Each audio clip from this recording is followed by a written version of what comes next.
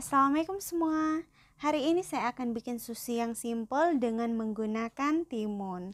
Oke, langsung saja kita ke cara pembuatannya. Ini saya sudah siapkan 150 gram udang yang sudah saya bersihkan.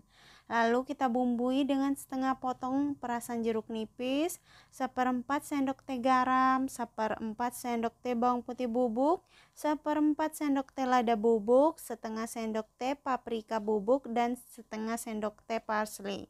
Lalu aduk sampai semua bahan tercampur merata.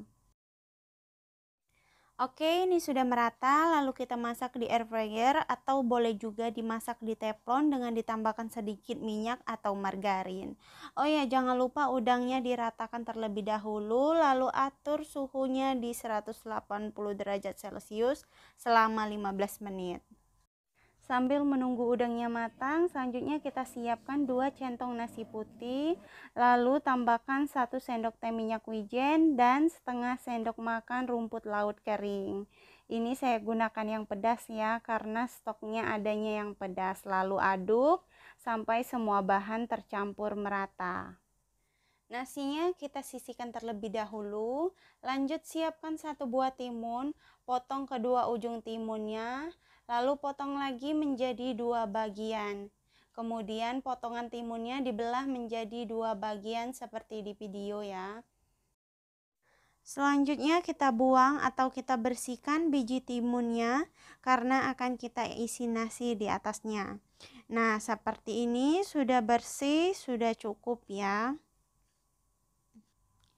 Ini udah 15 menit, kita lihat udangnya sudah matang ya. Lanjut, timun yang sudah kita bersihkan dari bijinya tadi, kita tambahkan nasi di atasnya sambil diratakan. Oke, ini nasinya sudah merata, kemudian tambahkan udang di atas nasinya, masing-masing 3 udang.